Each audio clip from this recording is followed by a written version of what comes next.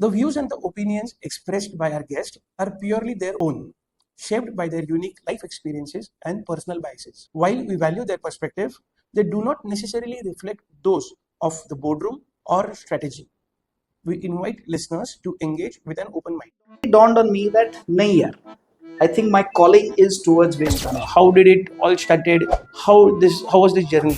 Okay. It's a nascent field. Nobody wants to get into it because kitchen waste management and all was something which is very simple. There is a lot to learn in this field. So from this manufacturing unit or a technology provider to becoming this national leader, The private sector is good, but the quantum of waste is small. Initially, way back in 95 till the early 2000s, this waste sector was not something which was a very attractive sector for anybody. it was lack of competition in India, plus 470 plants across India. So how was this transition? No pun intended here, but maximum waste is with the government.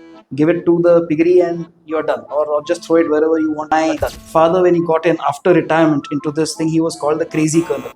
This business of biogas itself a sustainable business? So people are looking to get in and make jhatpat money. No, that's not for them. The project should not be sustainable into sustainability, but it should also be sustainable in itself. True is there is a big gap between the students who have aspirations and what the industry expects. Environment officer was exactly what used to happen to Modi ji when he started the Swachh Bharat Abhiyan ki road saaf karna hai. मेरे घर के सामने road साफ नहीं है तो मोदी जी को बोला. Welcome to yet another episode of the Boardroom.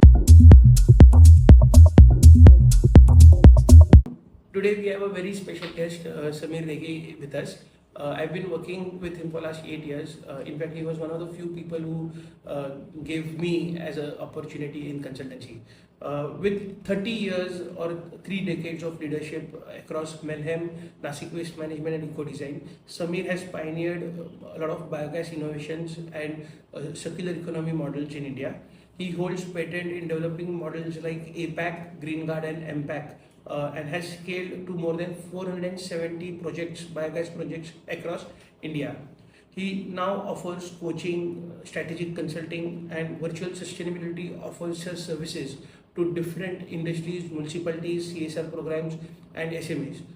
Let's deep dive in different roles that he play as a entrepreneur with Mailhem Environment Private Limited. Welcome, sir. Thank you so much.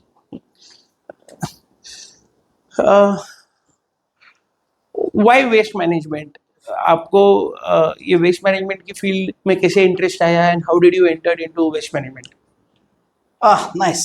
So basically in 1990, my father, Colonel Suresh Rege, he retired from the Indian Army and he was supposed to lead a retired life, pottering around in the garden and all. And my mom said nothing doing. So he joined one agency very close by, which was into dairy and distillery biogas plants. Okay. So he joined as an admin and security officer. Okay. And so he used to take more interest than just admin and security, and he used to actually visit some of these projects.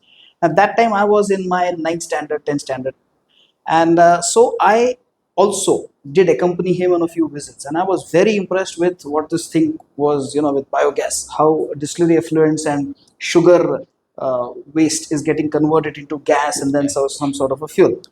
And I would have been 4th generation in the army, so NDA and everything was up chal raha tha. But then it suddenly dawned on me that nahi yaar, I think my calling is towards waste management. Okay. And so he started this waste management as a hobby. Okay. And then I said, look, hobby is fine, that's okay for a passion for him, but I was passionate enough to take this forward. He said, okay, no hobby, this has to be a proper business sort of a thing. So I joined in 98. Okay. And then there's been no looking back. Nice. So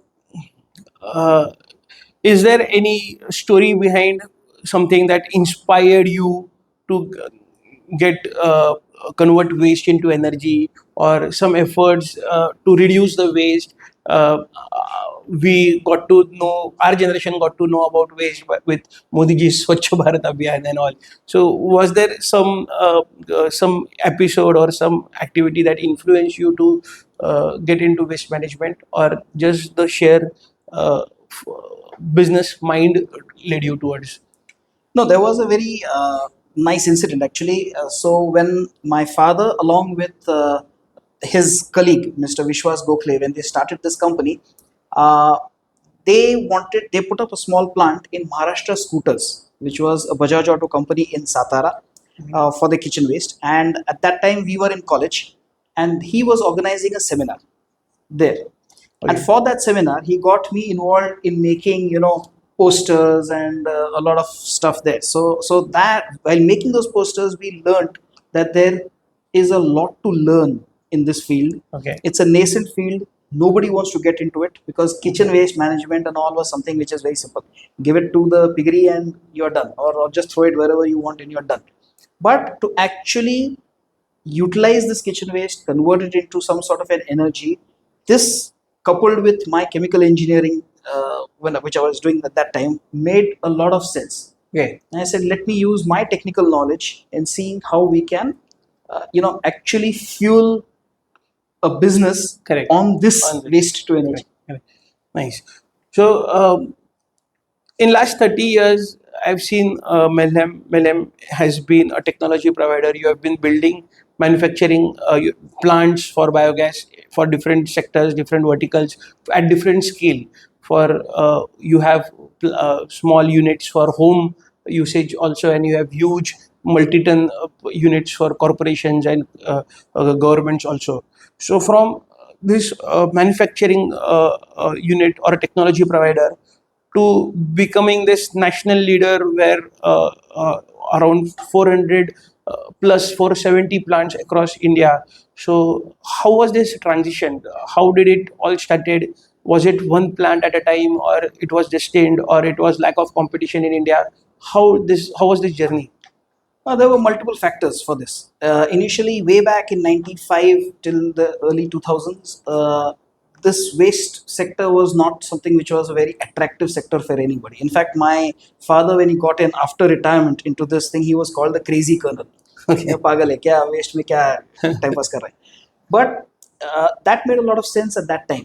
And so the municipal corporations were evolving, the urban local bodies were evolving with their bylaws and all, and they started saying, no, we can issue a no objection certificate, an NOC, only if that particular society or builder is going to take care of the waste.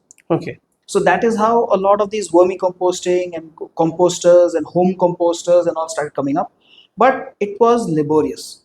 Vermicomposting, composters and all is very laborious. It's not so simple.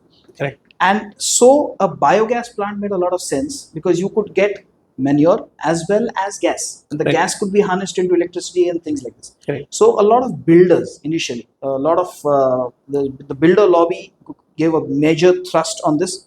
And then after the builder lobby, the industries said that yes, this fits into their environmental norms because Pollution Control Board rules, regulations changed.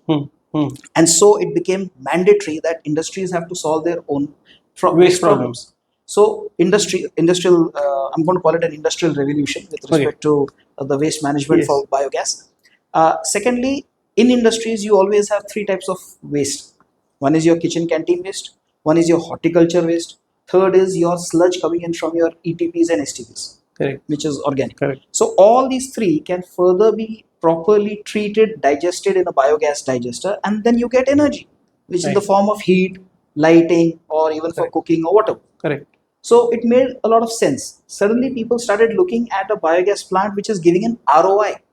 Correct. A compost unit or a vermicomposting unit never gives you an ROI. No return investment. But this started, it's something like your waste is generating money. Correct. Correct. Which so your waste problem is also getting solved, and plus you are earning money.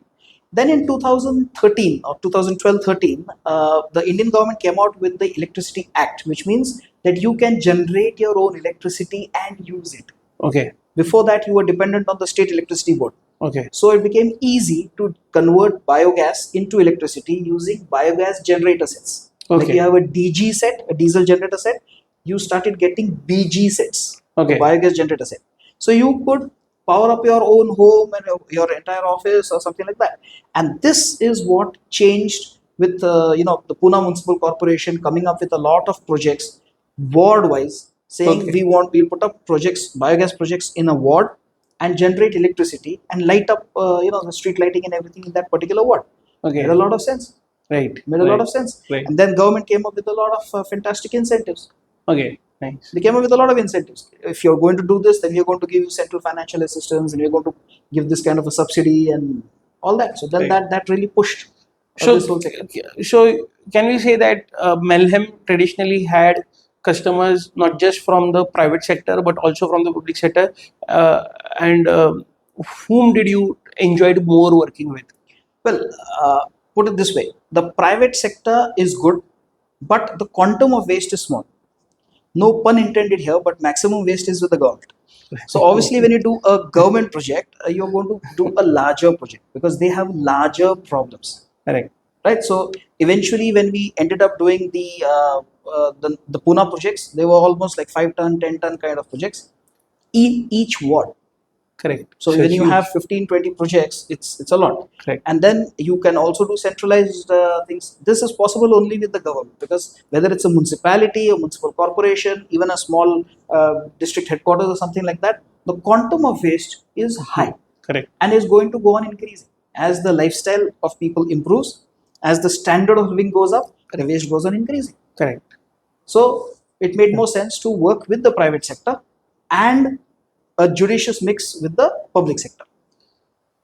Though biogas plants or biogas itself is a sustainable stuff, a sustainable technologies, we can say, or something which is related to environment and everything.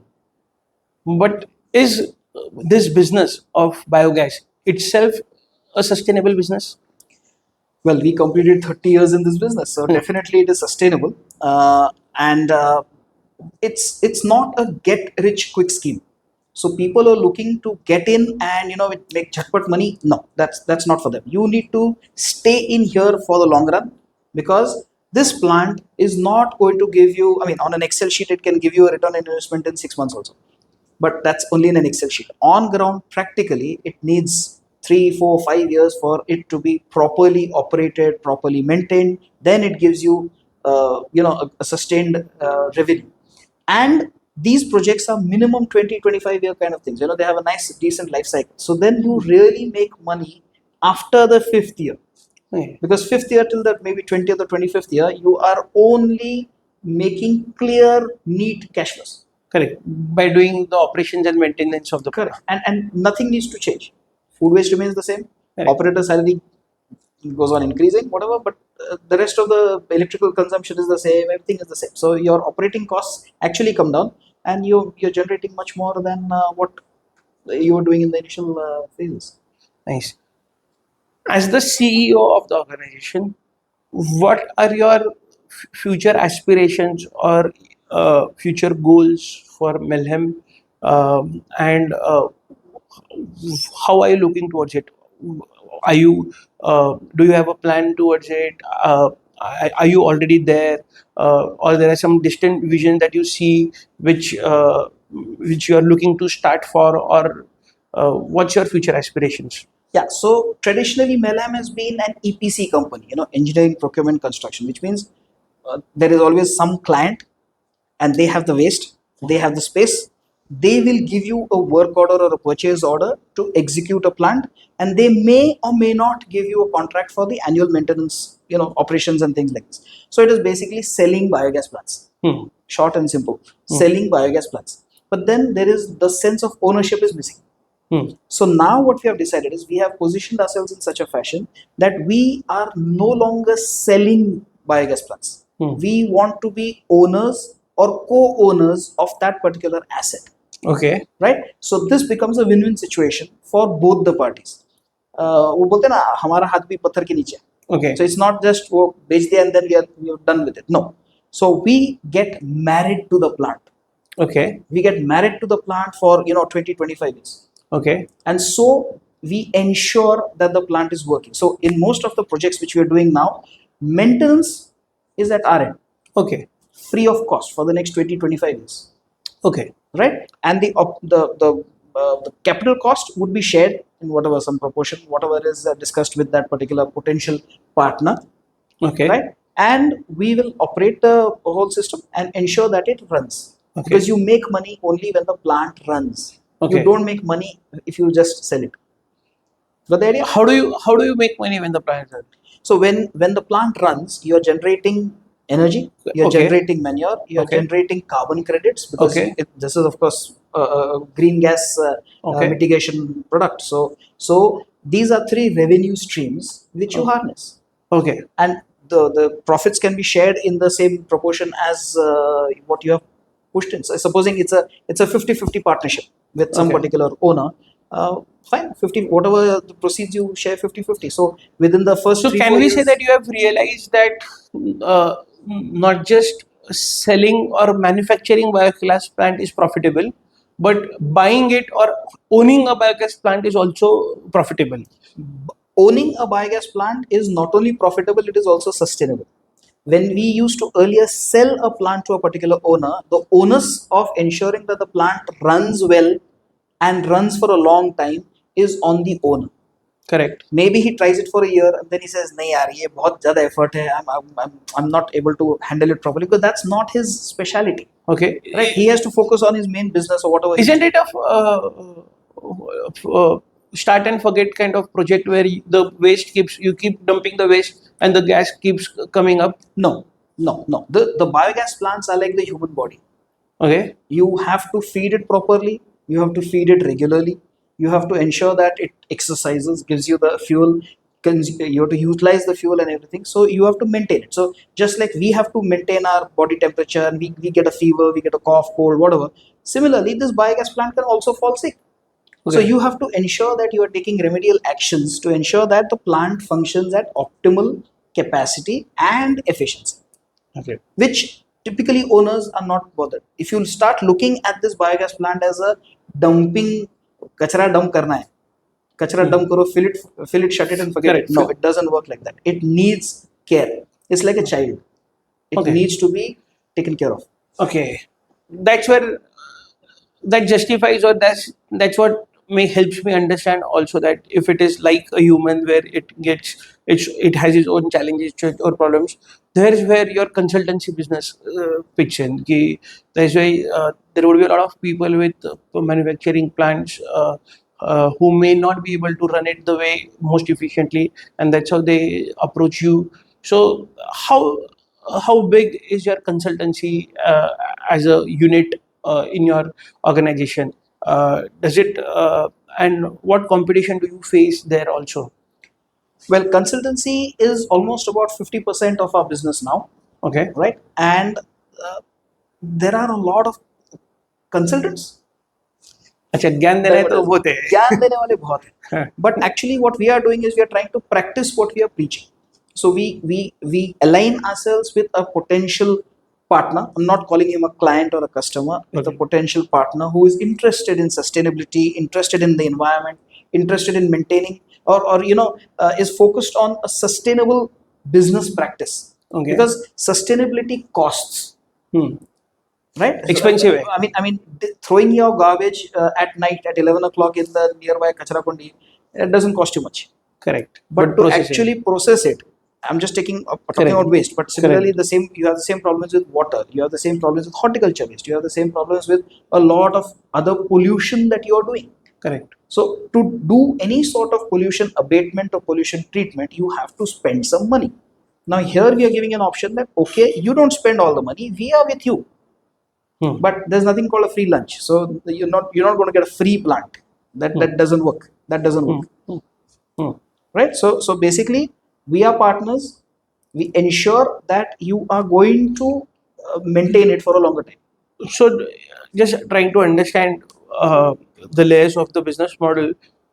I understand the part that we not just sell our plants or we don't just make plants for our customers. We are long-term partners with them in maintaining and operating the plant also. But in terms of consultancy, do you consult only people who take plants from you, or your consultancy is beyond your manufacturing plants? Our consultancy is all pervading. It is a complete holistic picture is what we are looking at. So we are not here to sell. Our consultancy is basically to ensure that sustainability is the key focus, and for that particular sustainability, whatever needs to be done needs to be done. Now we will assist our partner in achieving those goals. I'll give you an example. Let's say a particular partner is struggling with horticulture waste, right? So we have people who can then actually carry out a survey of how much is the horticulture waste, because it's seasonal. कितना है, कौन सा type का है, क्या होना चाहिए. Then we recommend कि okay, this type of waste will need some sort of shredding. I'm not selling him a leaf shredder. That's not my job. I will connect him to vendors we know who can sell him the leaf shredder, because the aim is I'm not going to make. I'm not a trader here. Right? I'm not making money on a leaf shredder. Come on. The whole idea is that once a leaf shredder is in place, then how to ensure that the shredded material is going to get mulched or composted or converted into some useful product, maybe a pellet or a briquette or something like that. We will guide that particular partner. Okay. And guidance is not once. So we hold hands, which means we can deploy people to operate that system also. Okay. And the people we deploy are trained operators, and that is where sustainability plays a major role. Correct. Because our operators are going to be from the just the project should not be sustainable into sustainability, but it should also be sustainable in itself. True. Correct. Absolutely true. So we pick we work with a lot of NGOs. So we have people who are from the economically weaker section, who are slightly physically impaired in certain things. They, in fact, de-addiction centers are also something which is very good. We had taken a lot of help from this Queen Mary Technical Institute, QMTI, where you have soldiers who were injured in some battle this thing and all. So it's basically upliftment of a particular strata of the society. That's and I think that's one of the SDGs. Upliftment of this. We don't believe in caste, creed, and everything. So that's a big tick for us. We prefer women operators also, so that's another big tick for us. You understand? And then we will not pay people always in money. We will also ensure that they have rations. Their school children their children are educated in school, so we'll pay the school fees. So it's like a little bit of a give and take kind of a thing. You provide us good service, and this plant, whatever, the horticulture plant or the wastewater system or the solar system or anything that is a sustainable project is sustainably operated by the same people who need it. They're deserving. Correct. And their livelihood now depends on that. So it's actually a circular economy. It's absolutely a circular economy. Right. So and that's what brings us to the next section, which we discuss your role as a CHRO, which is the HR head of your organization. And you just mentioned that how your system itself is aligned so much in development and growth of different sectors of people. How do you build this cross-functional teams, because you would have such huge differences in departments, like you have manufacturing at one hand, you have consultation on other hand, and then how do you build this cross-functional teams, and how do you manage all that as a HR of the organization? Right. So we had a lot of discussions with placement officers of a lot of education institutions. Okay. And we realized the main problem is there is a big gap between the students who have aspirations and what the industry expects. Okay. And this gap is not easy to bridge. Okay. So we are making a small, tiny effort in ensuring that this gap gets bridged. Okay. How are we doing that? Very simple. We are taking a lot of interns. Okay. Interns in various sectors. Okay. So it could be tech line. So it could be an engineering intern. It could be someone from the finance background. It could be someone from the sustainability background, life sciences, arts, commerce, everything. Because ultimately, sustainability is a very important chapter. Correct. In all the spheres. So how so what we do, we are making these interns industry ready. Okay. And I'm not bothered which industry they're in. Because Okay. wherever they go, whichever industry they go, you take the automobile industry, pharma, you take any sector, you are always going to have people, if they have a sustainability background, Mm-hmm. they understand ESG, they will be doing very well in whatever they do Okay. in that particular sector. Okay. Because every sector needs this. Okay. I'll give you an example. Every industry needs a safety officer. Every industry needs an environmental officer. Earlier, I'm talking of say 10 years ago, environmental officer and estate officer में फर्क ही नहीं था. Okay. Estate officer was the person who used to also manage the environment. Okay. Environment is a very broad term. It's anything in a.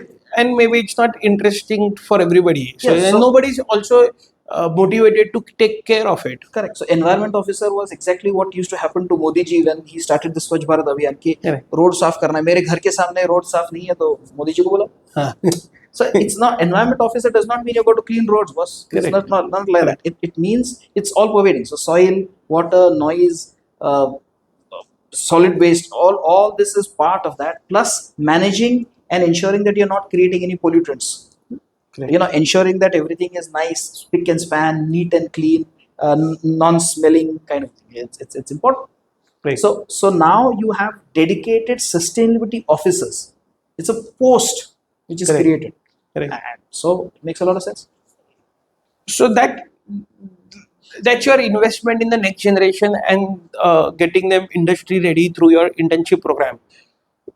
What about your organization now? I'm sure there are a lot of research happening. So you would have scientists and you would have a lot of people who are looking for different methods of increasing the capabilities or increasing the yield behind from your plants. Then you would have a lot of manufacturing people who would be manufacturing these plants, and then you would have a lot of corporate people who would be doing the business part of it. So what departments are involved in your business, and as an HR, how easy it is for you to manage it? Nice question. Well, when we are putting up any sustainability project or any environmental friendly project, you need people who are from civil, electrical, mechanical, instrumentation, piping, biotech, biomedical, bioengineering. You need people who are at different levels of PhD. Some who are doing research. Okay, some who have already completed a PhD. In fact, we are associated with some people who have 4 or 5 PhDs. Okay. So it's like really this thing. I myself am a guide to about 3 or 4 PhD students in green buildings and the green part. Right now, how we are bridging this gap is across various sectors. We identified which are the gaps. So if there is a research student and we are associated with some research institutions, if there is a research student who needs help in his thesis from a particular angle which is related to sustainability, we help them with that. Okay. So we conduct some classes, we ensure that they are having a study tour to some of our projects. They understand the practical applicability. It becomes very, very easy instead of just reading theoretical books to actually visit a plant and see, oh, I studied this. Oh, okay, this is how you're doing air pollution monitoring, because you read it and you have to do ratta. Correct. The ratification is Correct. basically So what but here you are actually seeing practically it. seeing. And if you see it, you visualize it, it stays etched in your memory for a longer period. So you can retain that memory for a long time and utilize it when it is needed. Correct. So that helps them with their future career and things like this. Right. There are I'm working with a couple of students who are into deep tech. Okay. Okay. Now when you say deep tech, it's real cutting edge this thing. Now in India, of course, the funding does become a problem after a particular stage. So we are trying our level best to see how we can help these students understand basic aspects, because if you want to do deep tech, you have to understand basic tech. So practical problems, if you practically you understand what that problem is, it's easy to research on that. Okay. So building a technology where I press a button and then I put the waste, and from the other side I get maybe a packet of biscuits. Actually, you're pretty close. So what we are working on right now, I'm working with a couple of students who are in Germany who are Okay. working on this. Is you don't even press a button. Actually, it's a scanner. Okay. So when you show it detects this the waste bin is detected with a scanner.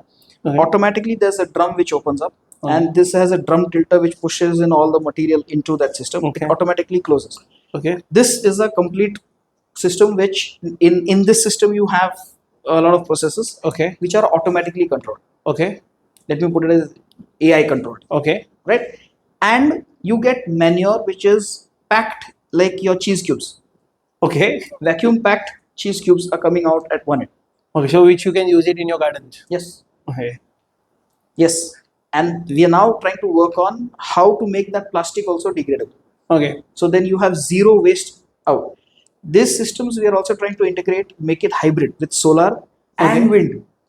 Okay. So then we are completely off grid. So we don't need electricity. So to run the plant also you don't need electricity. No. So it's a complete sustainable business itself. Correct. So somewhere. So now we are reaching to where it is fill it, shut it, and forget it system. Correct. Correct. So no maintenance required. Or maintenance would still be required, and then you would be there.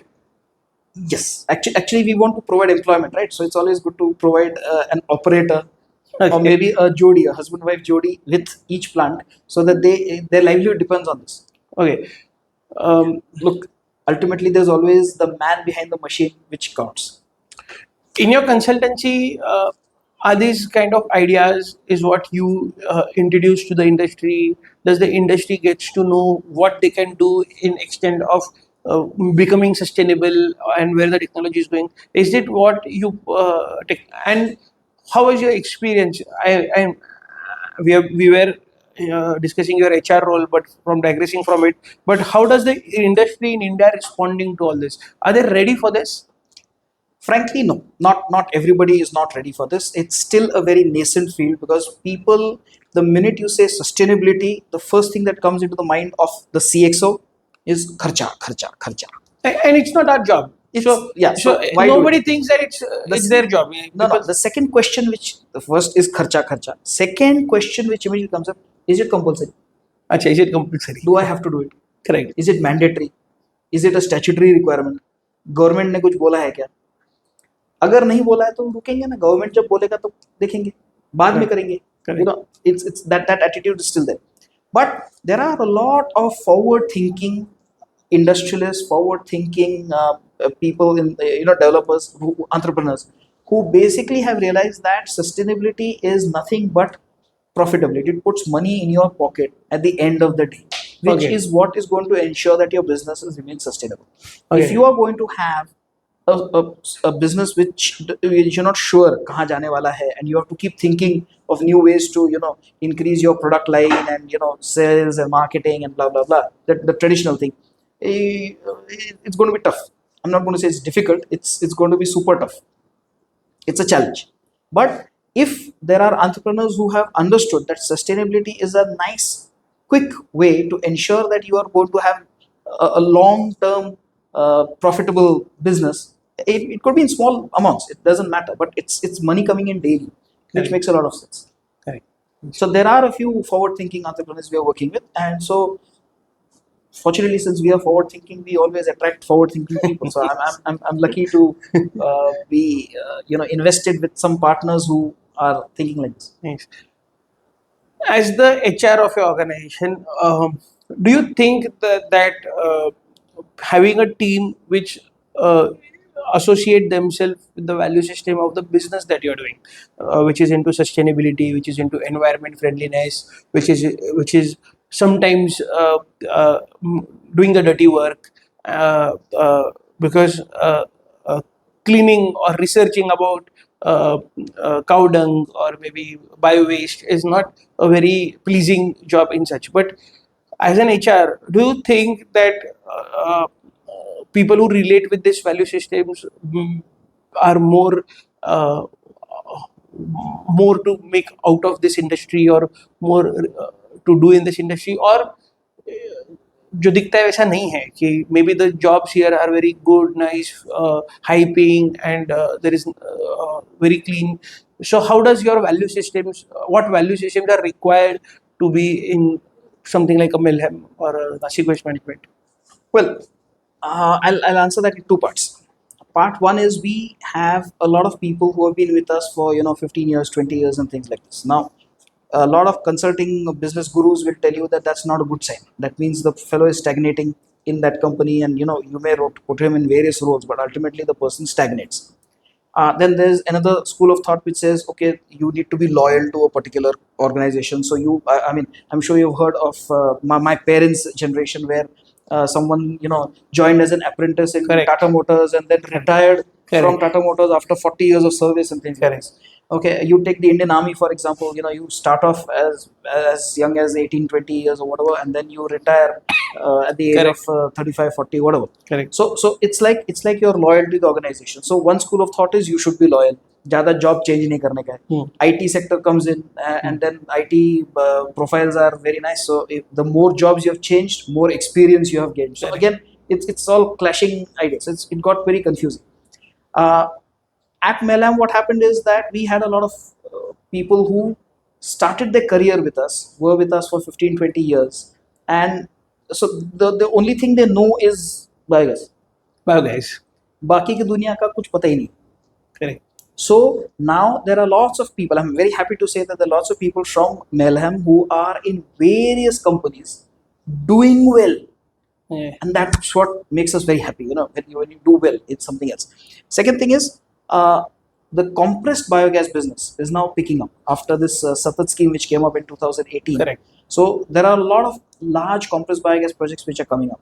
And so it's a big opportunity for people who have basic knowledge and grassroots level knowledge on biogas.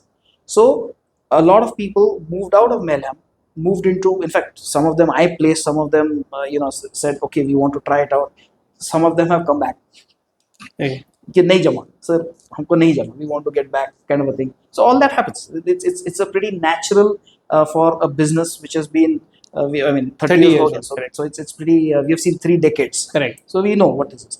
We realized that the best way now is, if anyway you're going to train people and they are going to look for better opportunities, some may come back, some may not come back, it makes more sense to work with interns. So Correct. you make them industry ready. Correct. Right? And वो जोश भी है, Correct. potential है. Correct. Interns are available every year. Correct. You work with new people. We learn a lot from interns. It's not the other way around. Correct. We learn a lot from interns. Correct. And so that makes more sense. And then you make them ready. If there's a particular intern who wants a career opportunity in Mailhem or our various companies, But those are open. Nice. So I'll come back to my question that I asked, that you said that there are a lot of different skill sets required to be into this business. So you said that even in manufacturing itself, there are a lot of skills required. What if anybody is wanting to be a part of this industry? What education stream or what should they take up as their education to be in this or to do good in this? okay, to be in the solid waste management sector or wastewater sector, you need to have some amount of technical knowledge with respect to hydraulics, basically environmental sciences or environmental engineering, or even for that matter, chemical engineering, biochemical engineering, things like that. These help you. Okay, it makes your life easy. If you're coming from a commerce background or a life sciences background or an arts background, it becomes a little more difficult to get into hardcore tech. Okay. But the sector has opened up. Hardcore tech is not the in thing these days. Okay. What is important is, again, I'm coming back to that, the sustainability angle. And sustainability is not for engineers, because Okay. unfortunately, I'm no offense to any engineers here, but basically engineering has a limit. Correct. You can't think beyond that. Correct. Whereas people with a different non-technical background are able to think out of the box Okay. much better, because they have to compete with something that they don't understand, and then see how to make it sustainable, profitable, cost effective, put money in your pocket and all. So it's a bigger fight for these people, and they then are able to ideate more, they are more creative, and that creativity has a lot of value. Okay. Now, Okay. for example, I'm not an IT guy, so I won't understand AI. I can understand codes, I can understand all that, but I know what I want from that particular system. Correct. So then it's easy to get a techie guy to give you that data. But what you need Correct. is more important than how to get it. Correct. So, correct. So you There understand? would be somebody who could make it or do it for you. Absolutely. And today with high tech, with a lot of technology, with deep tech, high tech, whatever you want to call it, there are people who can get that thing done. What needs to be done is critical. There are very few people who can understand what needs to be done. Is it true even for the consultancy part of your business? Oh yes, oh yes. I mean, So if you to go on- be so is it? Can we say that maybe engineers would be good consultants in this field, but not the best, or maybe people from various backgrounds can come, understand, share their passion for this field, and still be learn a lot and become good consultants in this. uh, let me say this: every good cricketer is not a good coach. Okay. Right? You may Correct. play Yes. fantastic, but you need not be a good coach. And Correct. every good coach need not be a great cricketer. Cricketer. Correct. It's the same thing for consultancy. So in consultancy, you need to understand everything about the person whom you're going to interact with. Correct. So it starts off with his psyche, Correct. with his ideas, with his what he wants. You have to get into their mind first. Correct. And it's a change in concept. Unless the person in front of you has changed his concepts, or you're molding them to your concepts, they are not going to be ready for anything, because डर लगता है. See, sustainability, environment, these are big words. Right. Okay, ecosystem, अरे बाप, ecosystem is a very very very strong word, but so डर लगता है. Correct. And I told you, डर किसका लगता है कि भाई पैसा जाएगा, बहुत ज्यादा खर्चा है, मेरे को मेरे धंधे से फुर्सत नहीं मिल रहा है, ये कौन सा क्या टाइम पास करते बैठना है. That's the attitude. Second, I told you is government का डंडा जब तक नहीं लगेगा, Correct. तब तक मैं क्यों करूं. Correct. It's not compulsory for me, मैं क्यों करूं. So to get these people out of this mindset, you need a consultant who has the passion to have the time, the patience to work with people. Correct. This is not, as I told you, it's an engineer who is used to getting quick decisions. फटाफट ये बनाया, ये कर दिया, ये लगा दिया, executor का खत्म. ना, that doesn't work for consultancy. Consultancy is a slow process. It's धीरे धीरे गरम कर जलाना नहीं है. हाँ, इसको रोस्ट पकाना है. Correct. As you play different roles, we come to a next role that you play. I don't know if you enjoy this role, but certainly I know you play this role in your organization is a chief finance officer. So as we already discussed a lot about finances and how the mindset is in this field, sustainability projects often are seen as cost centers rather than profit centers. So how people approach on the ROI when they buy with you, and also for your organization, how do you see the ROI on the business in the business? Well, let me be very honest with you. Accounting and finance, these are something which are not my strong points. Okay. मेरे हाथ में साला पैसा रुकता ही नहीं है. बह जाता है. But the whole idea is very simple. You have to look at innovative ways of how money can be made from waste, wealth out of waste. Okay, so when you see a product, when you see something, everyone sees it differently. Somebody looks at it, इसका क्या करना है, end of life. There's a nice thing called end of life.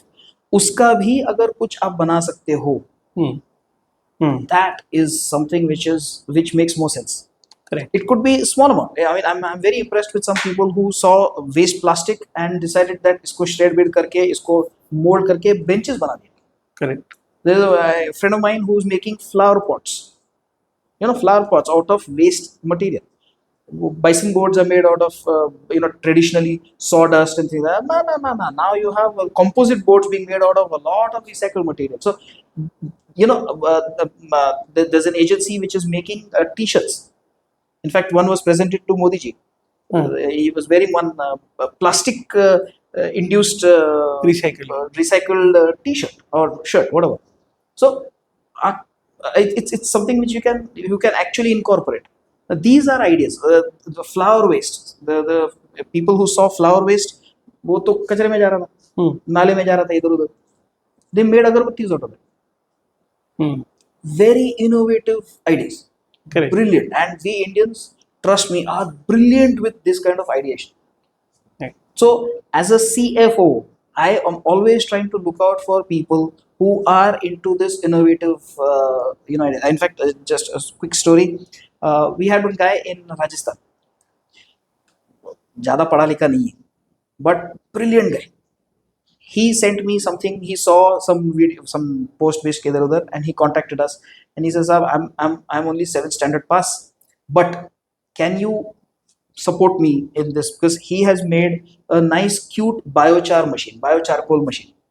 The biochar can be made out of some firewood and things like that, which is traditional. This guy had done it from plastic waste. Okay. I said, "Bhai, very good. Aa jao." So we called him. We put him up. We gave him some finances. We helped him fabricate something. He made a small machine, maybe the size of maybe 3 feet by 5 feet kind of thing. It worked. Then we started saying, okay, isko thoda sa innovative ye karna hai, वगैरह वगैरह वगैरह. Fine. And we got another guy who is into slag जो comes out from the steel industries and everything, which is actually a waste product, and उसका innovative product. Okay. He got some research done. He found out that there is one component which can get that converted to hydrogen. I said, भाई पहले इसको patent करवाएंगे. Okay. So we are now in the process of getting that thing patented first, because once you patent it, only then you should commercialize it. Correct. वो सब चल रहा है. So innovative things is where we also support Okay. people. So my role as a CFO in the organization is not to look into accounts and finance. Oh, what painful काम है. I am looking at innovative ways where certain new technologies can be incorporated and built up, and it's R&D 50-50.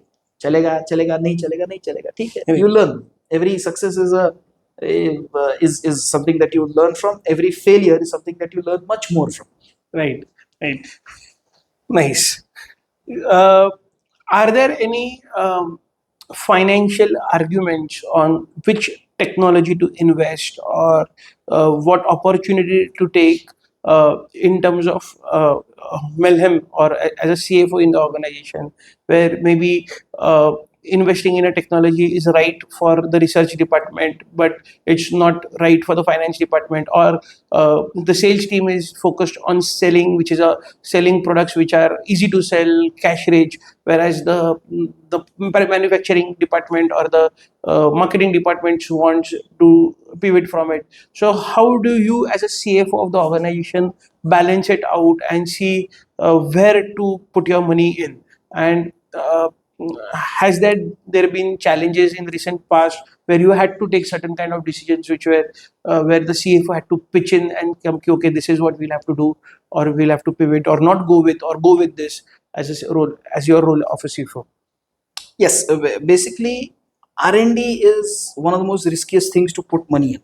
Okay. And so the accounts department is never ready to part money for R&D. Correct. So you don't know when the returns are going to come. Yeah, and you don't know. It's not a question of when; it's a question of if. Even if. आएगा कि आएगा ही नहीं. You don't know. So it's actually the accounting team, the non-tech team starts thinking that R&D is basically paisa down the drain. Okay. It's as simple as that. That cannot happen. So that is where I have to put my foot down and ensure that, okay, no, we have to allocate some funds for this kind of a research. Okay, whatever, in our limited capacity, whatever can be done, can be done. You can apply for funding also for research, this thing, but it makes more sense if you are aligned with some research institute. I realize that it's very difficult to get funding on your own as a private organization, but it's very easy to get funding if you are aligned with some research institute. So then we have aligned with some CSR labs, some other research institutions, and through with their help, and their support. We provide some tech intel. They provide some some other ways and means of cooperating and coordination and all this. And then you have pilots. Basically, establishing proof of concept is very important. So that's one where money is required, and we have been investing in certain POCs, as we call it. The second aspect, as you mentioned about sales, people would always like the fast selling. Jo bikta hai is what they look at, because they have their targets and things like this. So they're always looking at easy to sell. I'm changing all that. I'm not here to sell. Okay. That's the best part. I don't want to sell anything because I'm fed up of selling now. हो गया है 30 साल. I now want to be a part owner. So when I'm a part owner, I'm not selling anything. I'm actually giving a product for use. I'm providing a service which can be beneficial, and we ensure that it's a win-win situation for both the parties. Correct. Right? So we also grow. पैसा आते रहता है धीरे धीरे.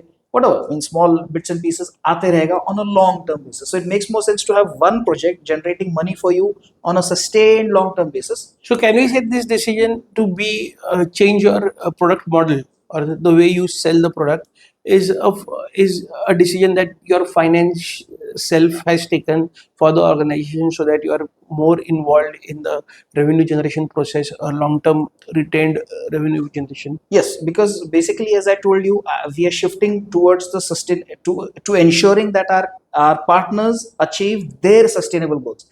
While they are achieving their sustainable goals, we become sustainable. Correct. So it makes this shift has started now. It takes time. It takes time. I told you it's not easy. It's not a like you have 15 projects in a month and things like that. No. 2 in a month is also good enough. Right. But it takes time to Given a choice, what would you rate higher?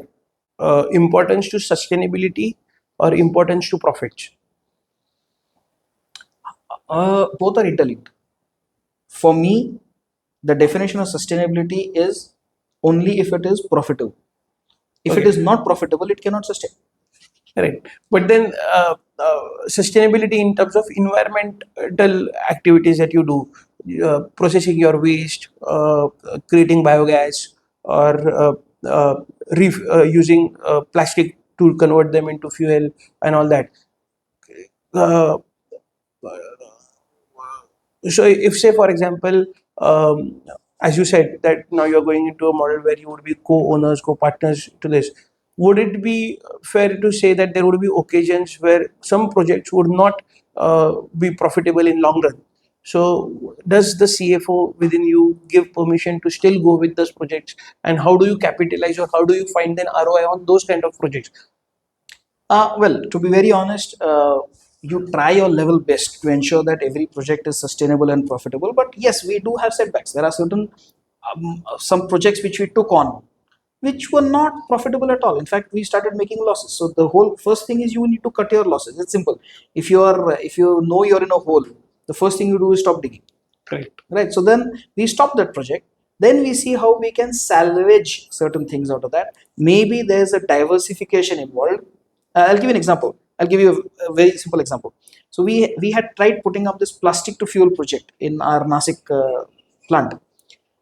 It did, I would say it worked out okay. So I was personally not very happy with the output because of technical failures. So we tried everything. Is it a technical failure? Is it the raw material is a problem? We tried everything. We called in a few more experts to see how this can be, do something. But then we realized we are flogging a dead horse. So we immediately converted this project from a plastic to oil into a plastic to granules project. Okay. So we now make granules, and we are able to sell it to road construction people who are using it, to make this plastic roads that you heard of. It suddenly made a lot of sense. So almost about 50-60% of the equipment that we were using for plastic to oil started getting used for plastic to granules. Okay. Okay. काम हो गया. Waste plastic का utilization भी हो गया, and at the same time we started, if not at least making profits, at least breaking even. But that loss has to, you cannot keep funding a loss-making entity. It's not going to be sustainable in the long run either. Correct. Nice. You also play a role of COO. chief operating officer. So as entrepreneurs, we do all the activities that we do, and one of it is to be an operating officer. Uh, uh, there's huge there are huge departments and different departments that I personally know that Mailhem has. So even in manufacturing, you have so many processes. Installation hai, फिर installation के बाद maintenance hai, and then there is continuously operation and maintenance that is going on. Plus we have consultancy. Consultancy has its own different operations and all different methodologies. What um, uh, what is that unique approach that makes us as Mailhem different than others in terms of our operations, how we operate? Well, in operations, I will break that into 2 or 3 parts. One is actual operations as such. One is the maintenance aspect, okay, and one is refurbishment aspect. Okay. So these are the 3 basic aspects. When as a COO, when I have to think of something, so that there are projects which are running very well. Then we have to we have the data. We have to study that data and ensure that if it is working at this level, we want to see how it can reach one notch higher. Okay. So that is improving operational efficiency is very important. Maybe that could be through enhanced bioculture utilization or better temperature control, better better controls on certain of the parameters and things like this. And you improve on the process. Sometimes while doing that, you take a hit or a setback.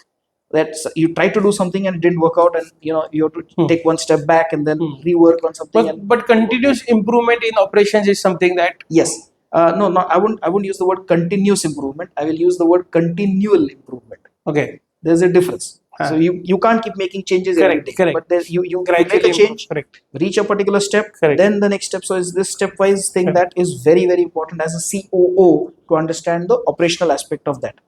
Come to maintenance. Maintenance is very critical. If you can't maintain it, don't build it only. Correct. Because these are machines. At the end of the day, these are machines. These, even a biodigester at the end of the day is a machine. Correct. Right? So it needs maintenance. It needs it needs on-time maintenance. So you have preventive maintenance, breakdown maintenance. You have to have online maintenance because waste has no holiday. Correct. So it's not that you can take a breakdown or shutdown for 7 days and sit easy. You can't do that. You can't have a 7-day shutdown. I mean, come on, waste can't jayega. Waste is generated every day. Correct. So you have to have techniques where you have online maintenance. You can't have so much of redundancy also. That's very expensive. हर एक item का दो standby थोड़ी हो सकता है. Correct. So online maintenance is something which we have learned कि चालू में काम कैसे करवाना. Right. The third aspect is refurbishment or revamping. So we also, we work in a symbiotic relation with most. We don't have competitors now because we are out of the rat race. Correct. We are not in the rat race anymore. So we have a lot of, let's say, projects which are non-functional. We are called by some clients ki bhai dekho if you can make it functional. And so that is something which is very interesting because you have to understand the technology of the competitor first, understand what went wrong, correct the flaws to the best of your ability. थोड़ा उधर जुगाड़ करना पड़ता है. Correct. And get it going. And that जुगाड़ is a word which is probably looked down upon by a lot of people. But जुगाड़ is nothing but innovation as far as I'm concerned. And Indian innovation. Correct. करना ही पड़ता है. Correct. So can we say as a COO, the go-to word or the keyword for your operational success is jugaad? Nice. I'm the CJO now. But jugaad does not mean cutting corners. It's an intelligent way of doing things. Correct. You don't cut corners in such a fashion that you're going to create a problem from the safety point of view or a quality point of view. No. Jugaad, as my definition of jugaad, is a innovative solution. A new, different, innovative solution which adheres to all the rules and regulations and the safety environment norms. Correct. And jugaad may not be permanent solution, right? So as you said that you have to keep it going, you have to keep it online every time, and a jugaad could help you sustain till the time the real solution approaches are there. Correct. It's a stopgap sustainable option. 470 plants across India. Do you still maintain operate? Or No, what we don't maintain so many projects. Now, what we have done is we trained a lot of operators at all these projects. In fact, we like being vocal for local. So उधर का Okay. ही operator train करो, वो लगा दो काम पे. So चलते रहता है. We unfortunately a lot of these projects were set up way back in 2000 when we did have systems where we could collect data. This data collection is a big problem. We were in the realm where we had landlines, mobile phone भी नहीं था. So Correct. basically it was impossible to get data. WhatsApp, Correct. WhatsApp and all is बाद में आया है. Correct. So how do you collect data from clients where it's difficult? Right, to be very honest, I have personally not visited all the 470 plants. In fact, I may have visited only 50% of these projects. So the clients keep changing. The sites in some locations have changed for some reason or the other. Some industries shut down, some have enhanced it. So all those, whenever they want some spare parts or something like that, they get back to us. Now we had 5-digit numbers, landline. They became 6-digit. Yeah, right. Then it went into websites and mobile phones and also. So name boards at some of these old projects have still that 5-digit number. How can you even trace out Correct. कौन क्या है? But Correct. fortunately, our name has remained the same. So, Correct. so since 1995, Mailhem, if you put in, at least you'll be able to get it. So we get a lot of clients. In fact, I had a client. I was very impressed. We had set up a project in 2007. In 2007, I had taken a young operator at that time. I was, in fact, they contacted us just last year that all new people, all new faces, everything is there, but the operator has remained the same.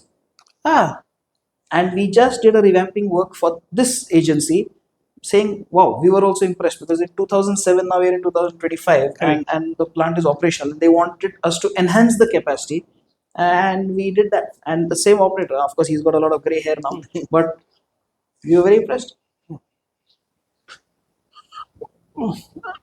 As a CEO, in last 30 years, if you could point out one, if not many, the most difficult or difficult operational challenge that was presented to you and you could solve it successfully and you made it work. So if there's any operational challenge that you saw and you solved it, which was very complex but you could do it as an CEO, you can share a story. Yes, actually, we had put up a project on potato processing, waste Okay. potato processing at ITC in Okay. Ranjangaon near Pune, and we were struggling with, in the winter season, they use a lot of palmitate oil. They use different oils, so that oil used to completely freeze over. Okay. And I'm talking of Pune winters. Okay. So it's not something like I'm not talking about cold Correct. Cold areas. northern temperature. I'm talking of regular Pune this thing. The oil used to sort of freeze out, and once it used to thicken, the gas was unable to come out. Okay. So we did have scum breakers and everything, but the problem was this oily layer was creating a massive problem for us. So we introduced oil eating bacteria. Okay. So we thought, because there was an oil spillage off the coast of Kerala at that time, Okay. and we contacted the same agency which were called in to get that oil spill done. Of course, that oil was mechanical oil.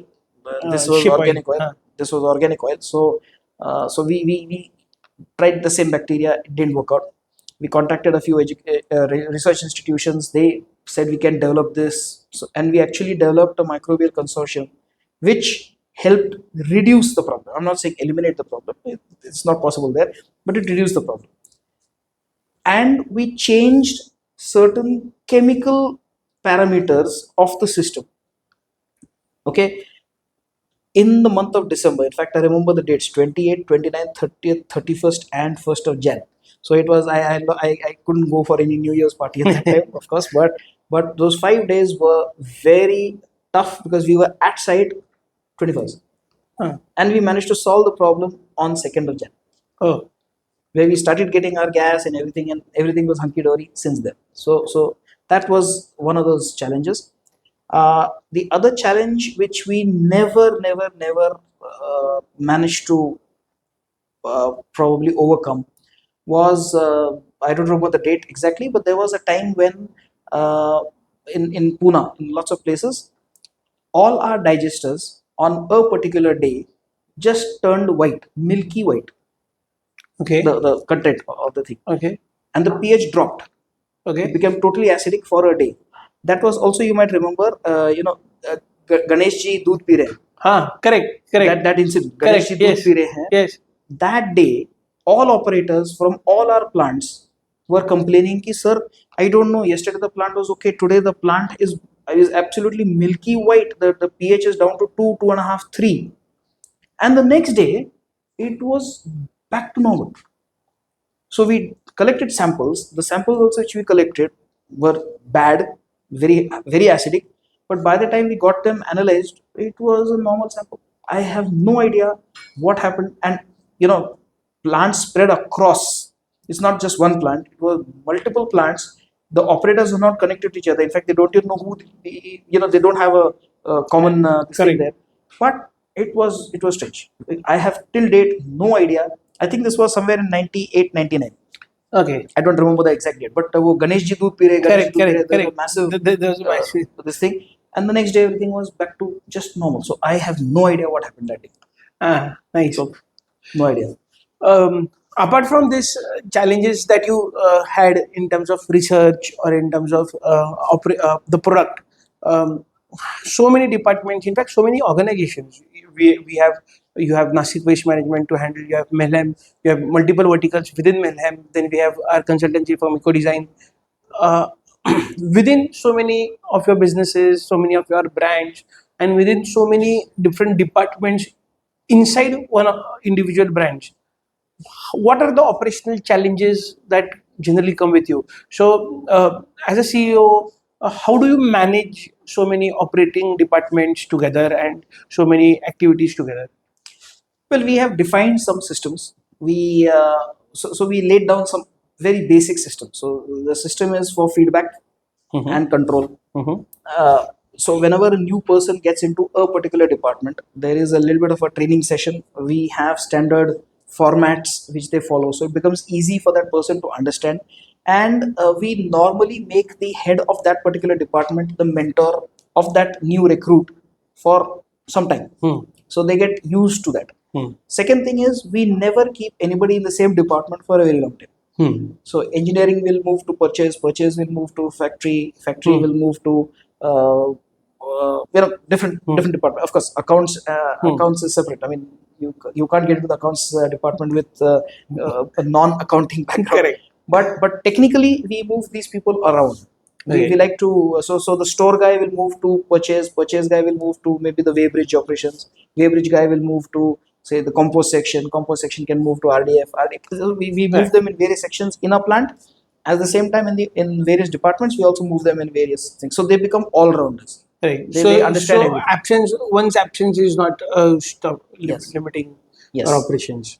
Okay, nice. And we have a lot of sammelans. Okay. We do this from the army. The army has Correct. a lot of quarterly sammelans. So where you have officers and the soldiers and all sitting together and trying to discuss problems and what they face. So we have these operator sammelans and production sammelans and all these things. So then we understand what their problems are.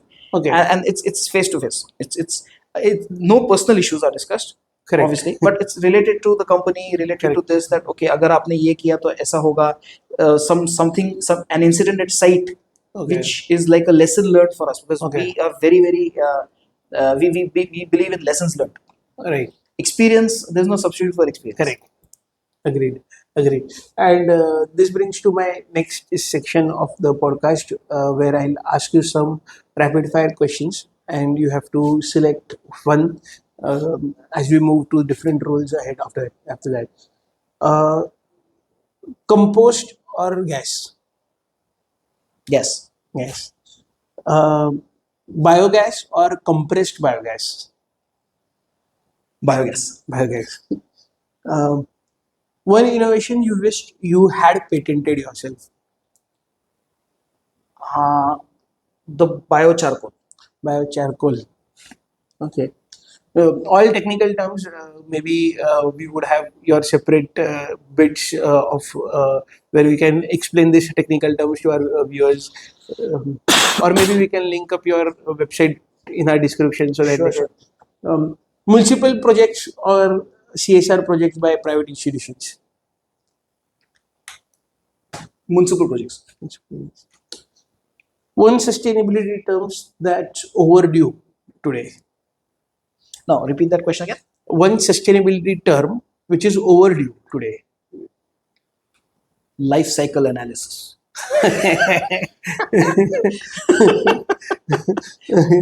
What's that? So, life cycle analysis is basically if you have a project, you have to do a lot of work on the inputs. Then you have to check out the impact Okay. and the perceived impact over Okay. maybe the life of that particular project. Okay. So it's not easy. It's Okay. pretty difficult. Sounds easy, it's not like an Excel sheet where you can just stretch the thing and Correct. Okay. 20 साल आज कितना है तो 20 साल 20 साल कितना में है? No, there's no formula here. Every year there is a lot of thinking which has to go into that, and so life cycle analysis is tough.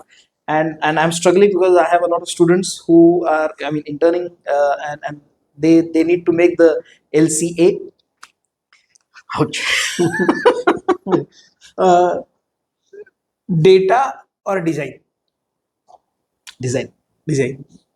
Making stuff is always easier than breaking stuff, right? Good one. No, repairing a broken thing is more challenging than making something It's new. completely out of scratch. Yes. Correct. Okay. Most unusual material that you have ever recycled or upcycled? Most unusual material.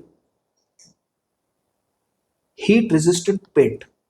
Okay, so heat resistant paint is something that is difficult in recycling itself, right?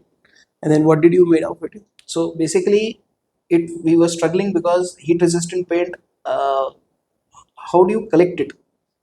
Number one. Second thing is, how do you dispose it? Okay. Because you can't incinerate it, which is typically any hazardous material has to go for incineration. Correct. This is heat Heat resistant. resistant. So how do you So burn it? it's super difficult to this thing it off, and deep burial is not allowed. Okay. Deep burial is खड्डा खोदो और उसको डाल दो और ये करो, because हाँ. it is going to also leach and spoil your this thing. So we had a tough time containing that. We didn't achieve too much of success. We're still working on it. Okay. Okay. Resilience or growth? Growth. Nice. We come to the last few sections, and one of my favorite, because I am marketing, all about marketing, and I wanted to discuss your role as a CMO of Mailhem, which maybe which you play as a CMO, not what I play as a virtual CMO in Mailhem. So, how do marketing sustainably without making it feel like greenwashing or what we say, सिर्फ अच्छाई का दिखावा नहीं करना है, हमें वाकई में सस्टेनेबिलिटी के बारे में बात करनी है, तो ये कितना मुश्किल होता है आपके इंडस्ट्री में? It is very difficult because people are not, they don't accept very easy.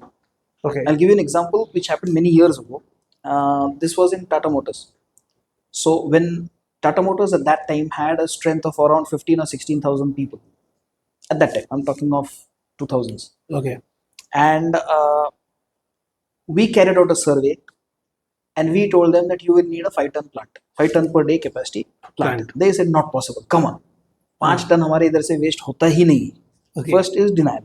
होता ही नहीं. Okay. So they said you prove it to us. I said वजन करो. They said नहीं, वजन तो वो is one off. Okay. Prove to us that every day 5 ton waste is generated. I said, sir, very simple. Every employee of Tata Motors at that time, after the canteen, this thing was given 2 bananas. Okay. अब banana तो खा लोगे. Banana peel का क्या करोगे? Correct. Now a banana, typical banana, weighs about 100, 110, 120 grams. The peel weighs about 30, 40 grams. Let's say 30 grams. Okay. Into 2, 60 grams. into even 15,000 people. Do the maths. Every day. Correct. 3 shifts. Correct. हो गया waste. सिर्फ बनाना पीलते ही waste उतना हो जाता है. Correct. So, you know, then you have kitchen waste. They just few because they were counting it कि इतने meals जा रहे हैं. Okay. भाई but एक meal के पीछे there is a lot of vegetable cuttings, fruit peels. Correct. उसका भी weight है ना. Correct. Correct. उसका भी weight है. Correct. So Right. it's very difficult for people to understand that. Okay, first thing is denial कि नहीं हम इतना waste कर ही नहीं रहे. हम we are environmentally very conscious. हम ये नहीं कर रहे, वो नहीं कर रहे. We are doing this, we are doing that. Just putting a solar system for maybe heating or lighting or whatever does not mean that you are environmentally conscious. Correct. So we help people to detect the leaks कि भाई okay good you are done this, but sir आपका बाहर जो आप गाड़ी पे आए हो उसमें से डीजल का आपने मेंटेनेंस ठीक से किया नहीं तो आपका डीजल गाड़ी इतना धुआं छोड़ रहा है उसका क्या. Correct. Correct. So you can't compensate. You have to take all factors into play and then get the thing done. So that mindset has to be changed. So do you see the adoption towards sustainability is there?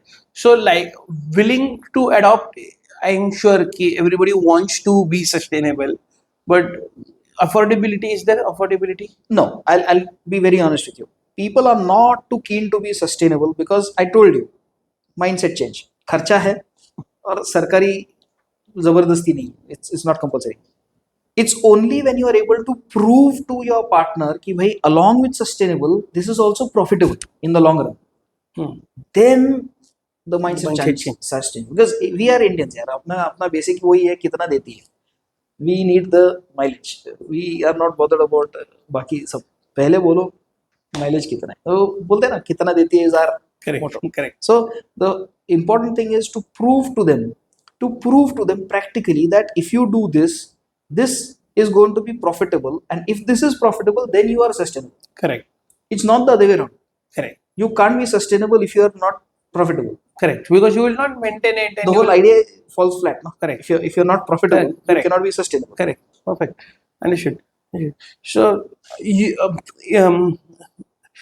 in this podcast also, and I know that we at Mailhem work with a lot of municipalities, a lot of governments. How is it difficult or how is it different than marketing to corporates? And is it complex? Is it different? Is it easy? Is it how it is different? When you are working with the public sector, projects are going to be through tenders only. Correct. Earlier we used to have those tenders with those heavy envelopes and the technical bid and everything had to be cut, and then people opened up and then they used to announce this thing. And these days they are e-tendering thing. So, Correct. So when you're working with government, it's easy because it's always a tender. You may win it, you may not win it. It's as simple as that. Okay? It's as simple as that.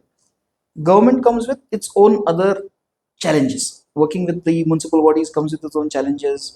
It's very person specific. If the person in place changes, the whole system गड़बड़ा जाता है. Okay, payments are going to be delayed. Payments may be assured, but they are going to be delayed. Now that delay has a massive cost.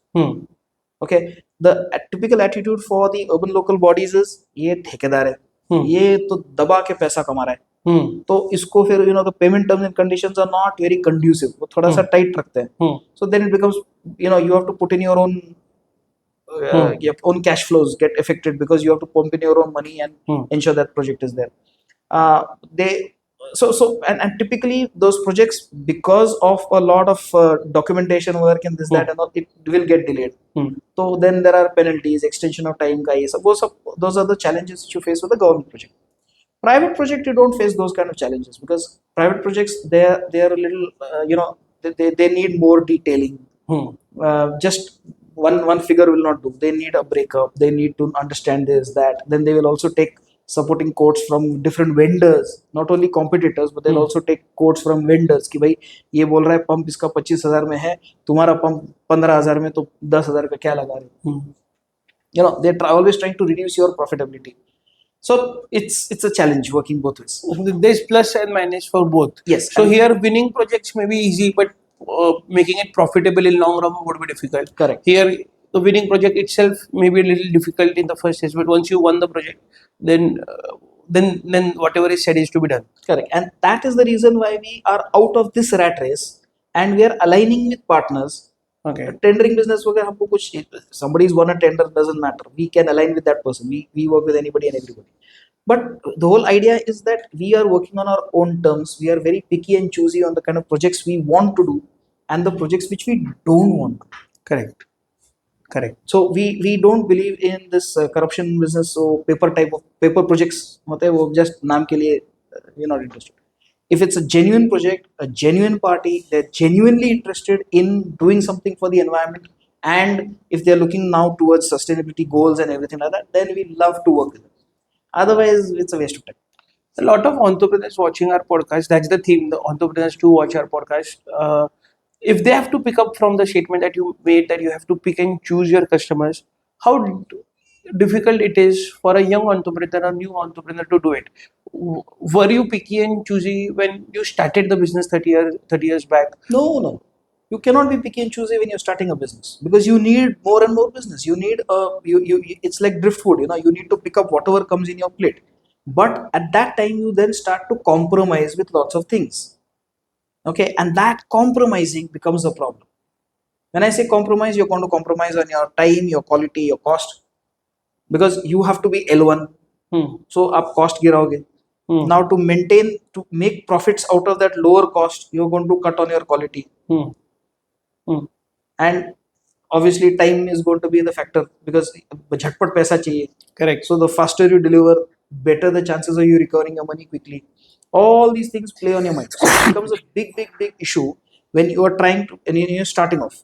Correct. But if you're a smart entrepreneur and you know which niche you have to fit in, correct, do that. Don't try to do, it's like पूरा showroom मत बनो. एक segment चुनो और उसमें घुस जाओ. Make a good name for yourself in that particular segment, and then diversify. But it that itself is a process, right? So in Mailhem also, it's a process of last 30 years that we have identified and mastered our niche, and then now we are sure about, okay, this is the choice of customer that we want, and this is the choice of activities that we want to do.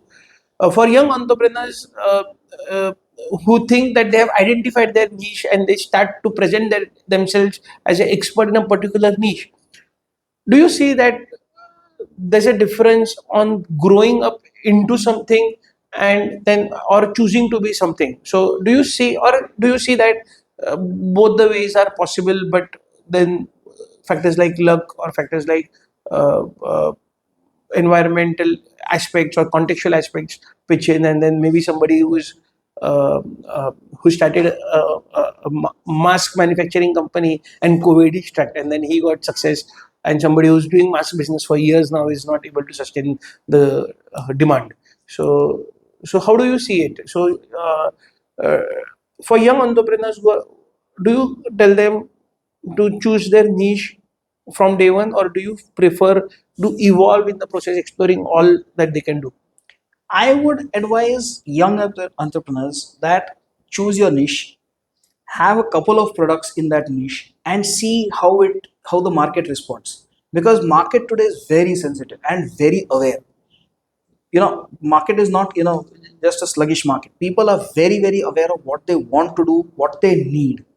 So if you address that need, you are a winner. If you are trying to push a project or a product onto your customers, they are not going to accept it. Correct. Because at the back of their mind there is a banda apne ko kuch to chuna laga raha hai. That attitude, because you are well read now, you have all your Wikipedias and Google and correct, chat GPTs and stuff like that, so you can very quickly figure out what you want. And if you have a person, a smart entrepreneur who's meeting your need, that's all you need.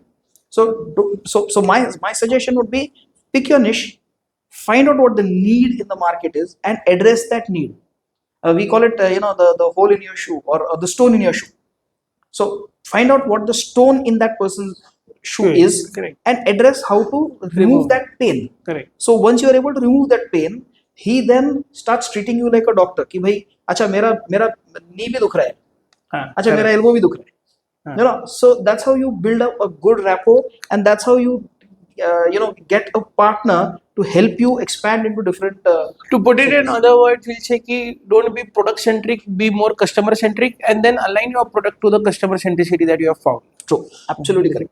What do you rely in Mailhem more? Do you rely on outreach, awareness, or reputation, or the demos, or the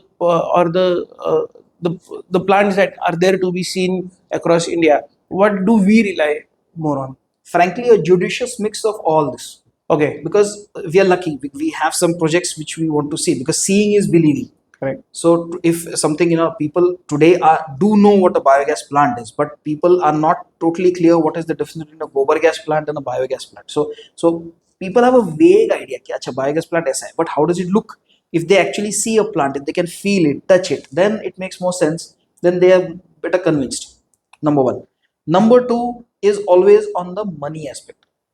So people are always conscious, though nobody wants to spend a lot. So when you have a service-driven system, you have a rental model, it makes more sense.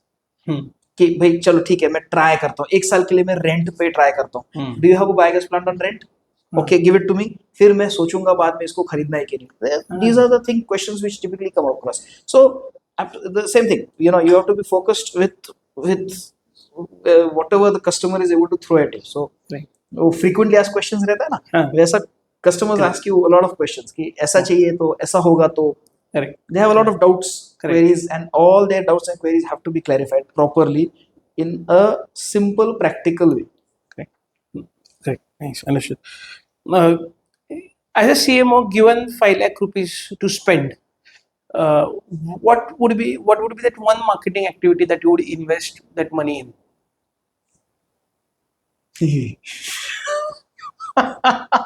Okay, that's a tough question. Out of the 5 lakhs, what I would do is I would put 1 lakh into innovative research in how that product can be improved. Okay. So And you I'm think going to put, putting it into research is a marketing objective? oh yes, Okay. because innovative marketing and cutting edge research is what is going to propel you to 2.0, 3.0, 4.0, and 5.0. Whatever, Okay. your progression. So about 20% must go towards innovative research. I would put another 20% in hardcore sales activities, because sales में खर्चा आता है. But this hardcore, when I say hardcore sales activity, it is actually more towards surveys and getting data, and genuine data, and not fictitious data, not fabricated data, proper data, so that you don't make a mistake. Because if you have wrong input, you're going to have a wrong output. Okay, so Market research data. And all. Yeah. About 50,000 bucks I would like to put into market research, competitive research, क्या चल रहा है, to be aware of what is happening around in the world there. Put another 1.5 lakhs into brand marketing. Okay. Because brand is what is going to distinguish you from the competition, from your competitors. Okay. So investing in a brand, investing in a value that you believe in makes more sense to me than spending money in just advertisements and things like that. So if it is required from the brand point of view to invest in some advertisement, go ahead, not a problem. But the brand, or you have to be projected as a thought leader. Correct. तो उसके लिए पैसा खर्चा करो. Okay. So more of your marketing is towards not towards developing sales or getting leads, because I think as an organization you are secured enough in there. It is more of putting up the brand forward or getting into new things and new ideas. Nice. So this is last part of our podcast and last segment. It's time to reflect and time to see whatever we discussed. As different CXO roles that you have been playing, which one comes naturally to you? Which one comes naturally? You love doing it. The CEO role. I find the CEO role as the most challenging, because execution is the key. Thinking, planning, will do, can do, ho jayega is okay. But actually executing that thing, it gives you a lot of fulfillment, because if everything is in place, it's like a jigsaw puzzle. Correct. The CEO's job is let me put it this way. CTO's job technical design है क्या, engineering हो गया क्या, piping drawing वगैरह सब ठीक ठाक हो गया क्या, that's done. COO role is operations ठीक ठाक चल रहा है क्या, ये हो गया, efficiency improve हो गया तो हो गया, नहीं हो गया तो नहीं हो गया, doesn't matter. CMO role, order आ गया, partner मिल गया, done. Most of the job is done. Then branding वगैरह चल रहा है. CJO, no, I won't say CJO. COO. CEO we completed, CTO we did, Correct. CMO. These are basic this thing. CFO role. CFO role is okay. The money management, if it's in place and things like that, okay, you plan that out. The most challenging is the CEO's role, because Putting all this thing together is super critical. Correct. Super critical. And that's what you enjoy also. Correct. And what I like best is troubleshooting. So whenever there is a problem, then your day is made here. Correct. There's something to look forward to. Correct. If it's a routine, mundane thing, you have learned nothing on that day. Correct. So your day is wasted.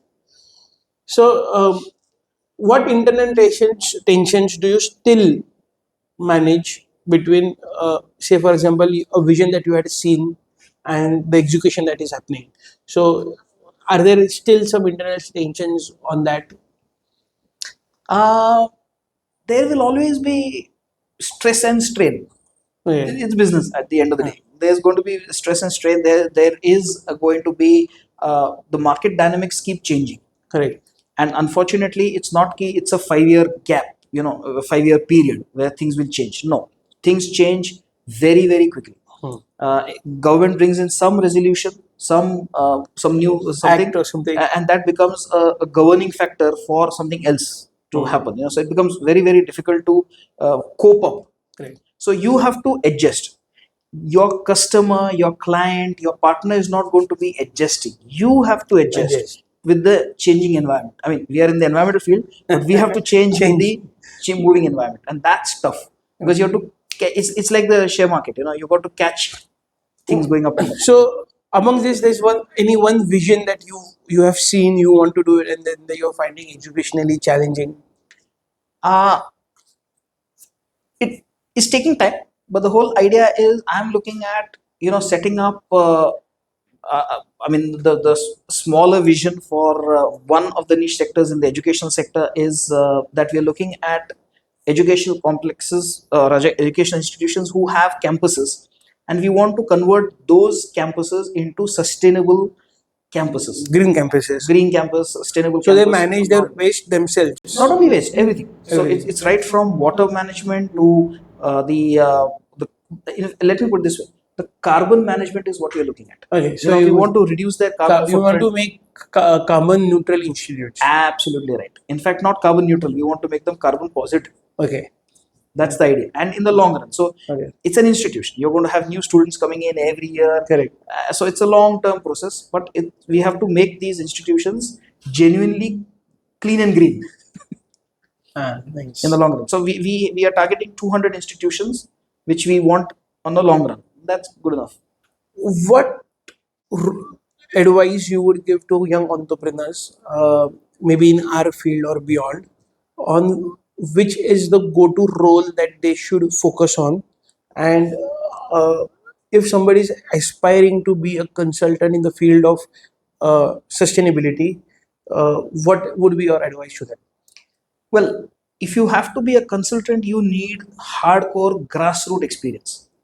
So you cannot be a consultant sitting in a nice cozy office and giving GAN, because those type of consultants are not going to survive.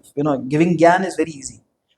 Following up on your GAN and ensuring that you are practicing what you're preaching can come only with experience. So you can't directly jump into consultancy. You have to have hardcore learnings on ground. You have to have failures. You have to understand man management, because waste management has a lot to do with man management. And what role do you think you should ask young entrepreneurs to focus on to become a good entrepreneur? So, what role do you think is most important? I know you enjoy the role of CEO most, but do you think that that's the most important role, or there's some other role that is most important? Well, to be in complete command of whatever you do, you need to understand various roles. So money management, man management, office corporate structure, how this governance comes about, rules and regulations. ऐसा नहीं होना चाहिए कि you were unaware and so you made a mistake, because that can be really really costly. Correct. So you need to understand all these aspects one by one. You have to understand all this. So you have to be a holistic CEO is something that you have to be to become an entrepreneur. because ultimately the buck stops with you. Correct. You have nobody to blame. You have to blame only yourself. Correct. And you can blame yourself only if you can only kick yourself and say, I'm stupid, I don't know this. Right. Okay. Or you hire good professionals who are doing a good job, but whether they are doing a good job or not, वो समझना भी जरूरी है ना. Correct. So from all the answers we had till date for this question, most of them prefer to say sales, and I'm glad that we have a different approach to it today. But I also see it and understand where it comes from. For a business like Mailhem, which has 30 years of legacy, which has a natural inflow of inquiries or sales comes as a natural, we don't feel insecure about sales. So maybe managing all that and becoming a business which is not just backed with the value systems, but also is value driven in terms of execution also is important. And so CEO is a role that you think is very important. Thank you, Sameer sir, for a nice chat, and it was pleasure having you on the boardroom. Entirely my pleasure. Thank you so much.